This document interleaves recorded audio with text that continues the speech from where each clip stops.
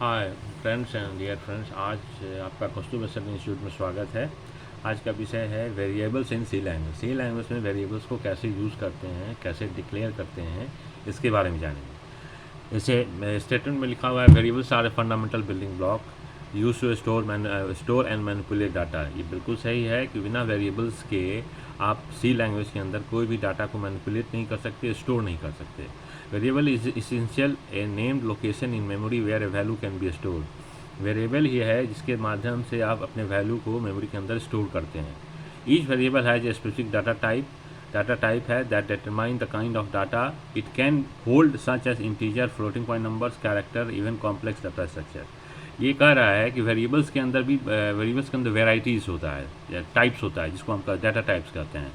जैसे इंटीजर्स में real numbers आएगा, फ्लोटिंग पॉइंट में जैसे 1.2, 3.4 इस तरह के नंबर्स आएंगे, कैरेक्टर में सिर्फ कैरेक्टर आएगा, और इवन कॉम्प्लेक्स डाटा स्ट्रक्चर के लिए स्ट्रिंग आएगा जिसमें number of sequence of character होता है, जैसे 1 2 3 राम, ये सब लिखा रहेगा साथ में।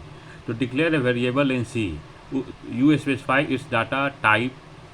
its data type followed by a name that uniquely identifies it within its scope। The general syntax for declaring a variable as follows। जैसे जनरली रूप से जब हम वेरिएबल को सी के अंदर डिक्लेयर करते हैं तो उसका क्या लिखते हैं, डाटा टाइप और वेरिएबल नेम, दो पार्ट होता है।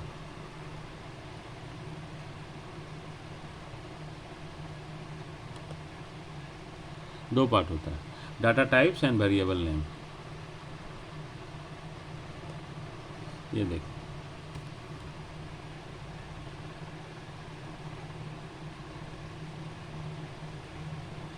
Types and variable. For example, declare है integer variable called age, you would right.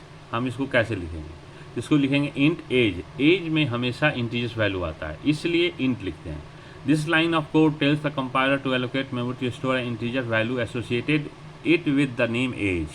ये कह रहा है कि कंपाइलर को कह रहा है कि allocate a memory to store an integer value, memory को allocate कर दीजिए जहाँ इंटीजर्स के वैल्यू को स्टोर किया जाएगा, जिसका डाटा टाइप नेम है age. After declaring a variable you can assign a value to its using assignment operator. फिर हम उसको असाइनमेंट ऑपरेटर के माध्यम से इसके अंदर वैल्यू को डिक्लेयर करते हैं। जैसे एज इक्वल टू 25, तो इक्वल टू क्या हो गया, असाइनमेंट ऑपरेटर हो गया।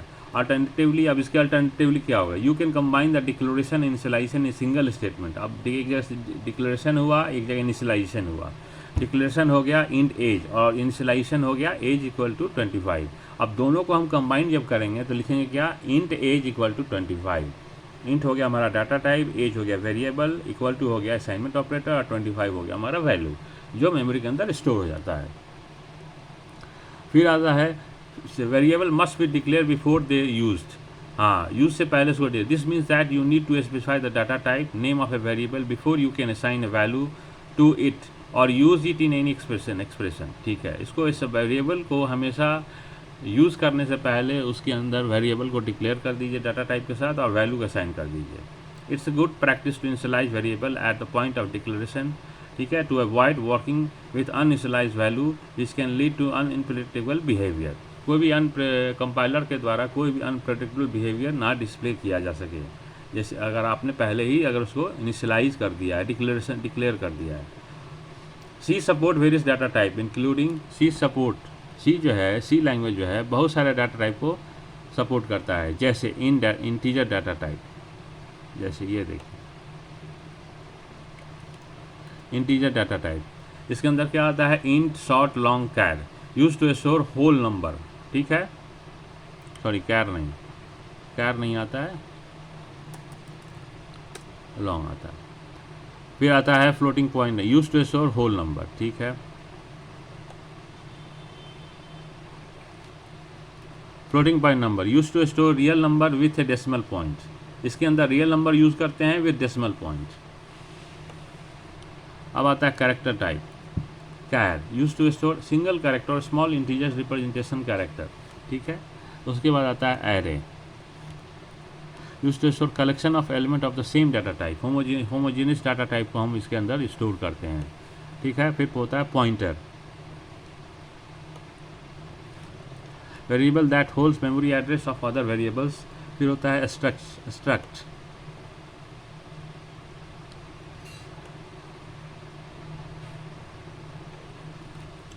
Use to define custom data structure containing multiple variable और डिफरेंट डाटा टाइप। इसके अंदर हेट्रोजेनियस डाटा टाइप को यूज़ करते हैं, वेरिएबल्स को यूज़ करते हैं, हेट्रोजेनियस वेरिएबल्स। उसके बाद लास्ट में आता है इनम्स।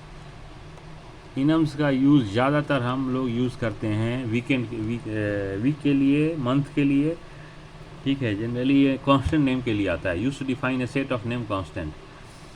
Variable in C have scope. C के अंदर जो वेरिएबल उसका स्कोप है, which determine where they can be access. The scope of variable is typically determined by its location within a program structure, ठीक है। फॉर एग्जाम्पल, अब example के तौर पे हम यहाँ देखते हैं, variable declare inside function are only accessible within that function, जिसे लोकल स्कोप इसको बोलते हैं। जब फंक्शन के अंदर जो हम वेरिएबल डिक्लेयर करेंगे, variable declare inside function are only accessible within that function.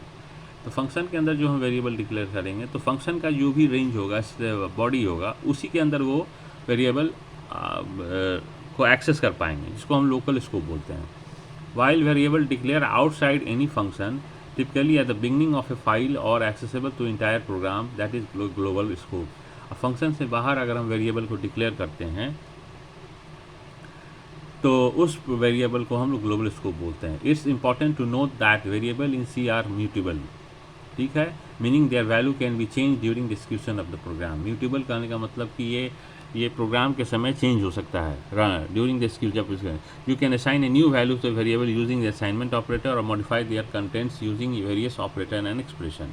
बहुत सारे ऑपरेटर और एक्सप्रेशन को यूज़ करके हम वैल्यू को चेंज या वेरिएबल को चेंज कर सकते हैं। फिर आता understanding a variable and how to use them effectively is crucial for writing C program. By properly declaring, initializing and manipulating variable, you can store and process data in your program, making them more dynamic and powerful. More dynamic and powerful. ये रहा आज का विषय।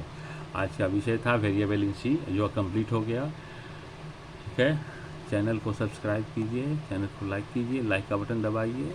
कोई भी comment हो तो फिर कृपया कमेंट बॉक्स में हमसे पूछिए, कमेंट डाल के। धन्यवाद।